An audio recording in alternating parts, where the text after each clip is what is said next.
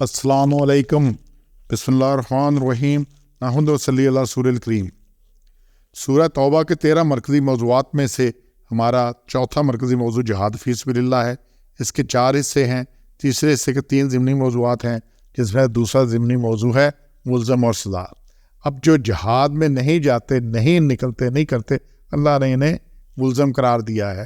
یہ 4 نکات ہیں اس میں سے پہلے کہ جی یہ کیا ہے، آیت نمبر 93 میں سے اور 94 میں سے کہ مالدار ہونے کے باوجود رخصت طلب کرنے والے جو پیچھے عورتوں کے ساتھ بیٹھ رہنے پہ خوش، جیسے عورتوں کو ہے کہ یہ پیچھے گھر میں رہیں گی، یہ بھی ان کے ساتھ بیٹھ گئے ہیں۔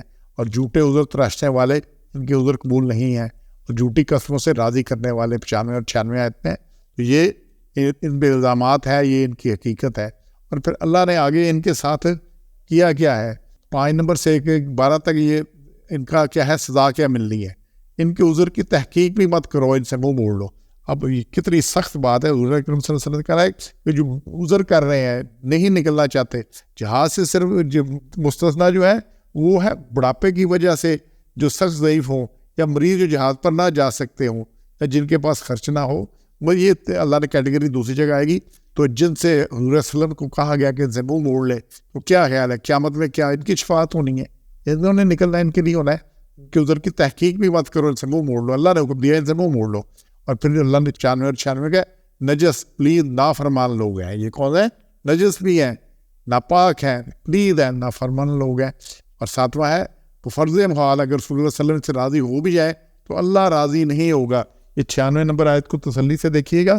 اس میں اللہ نے کیا ہے، اور وہ لوگ قسمیں کھائیں گے تمہارے سامنے تاکہ تم ان سے راضی ہو جاؤ۔ اگر تم راضی ہو گئے تو ان سے اللہ راضی نہیں ہوتا، نافرمان لوگوں سے۔ یہ فاسق لوگ ہیں۔ فَإِن تَرْضَوْا عَنْهُمْ فَإِنَّ اللَّهَ لَا يَرْضَىٰ عَنِ الْقَوْمِ الْفَاسِقِينَ۔ اللہ ان کو فاسق قرار دیا ہے۔ اور اللہ کہے اگر وہ حضور صلی اللہ علیہ وسلم غرض محال راضی ہو بھی جائیں، ان کی باتوں سے درگزر کر لیں، تو پھر بھی اللہ ان سے راضی نہیں ہوگا۔ تو جن سے اللہ راضی نہیں ہوتا، اس کا انجام کیا ہونا ہے؟ اس کا انجام بعد جہنم ہے، جو آگے آ رہا ہے۔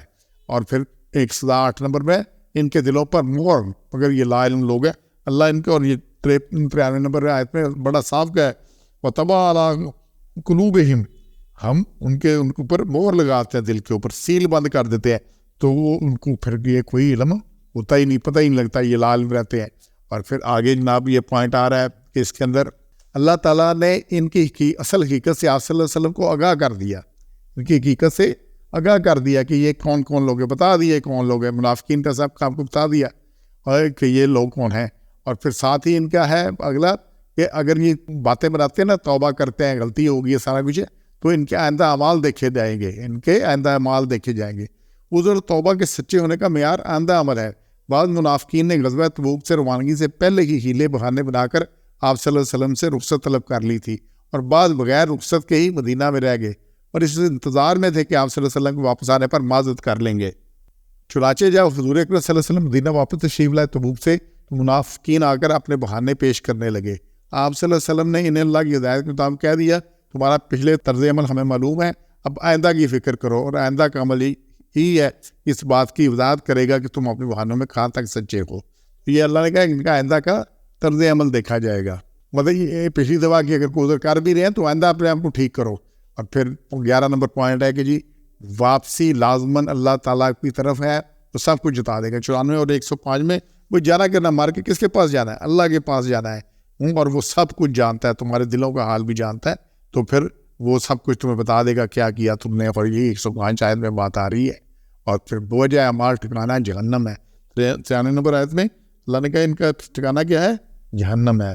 یہ اس لیے اس میں سے بڑی سخت بات آ رہی ہے۔ 95 نمبر آیت میں اللہ نے کہا یہ 95 نمبر آیت میں کہ ان کا ٹھکانا وما واہم جہنم جزاء بما کانوا یکسبون، ان کے اعمال کے بدلے میں، یکسبون قسم کرتے تھے، جو کام کرتے تھے، جو انہوں نے ہاتھوں سے کمائی کی، جو انہوں نے اعمال کیے، وہ نجس پلی تو ہے ہی، لیکن ٹھکانا کیا؟ دوزخ۔ اب یہ دیکھ رہے ہیں دوزخ کا اللہ نے کتنا سخت کیا ہے، اور دنیا میں ذلت تو ہے ہی ہے، لیکن آخرت میں ٹھکانا اللہ نے دوزخ قرار دیا ہے۔ یہ جس پر بھی الزام ہے اور جو اس کے ہم نے اپنا محاسبہ خود کرنا ہے، دیکھنا ہے کہ ہم کہیں اس کیٹیگری میں تو نہیں آتے، اور پھر کہیں سزا تو نہیں ہمیں ملنی، اور اگر یہ کہ خوش فہمی ملے تو پھر بات اس طرح بننی نہیں ہے۔ سبحان ربک رب العزت عما یصفون وسلام علی المرسلین الحمد للہ رب العالمین۔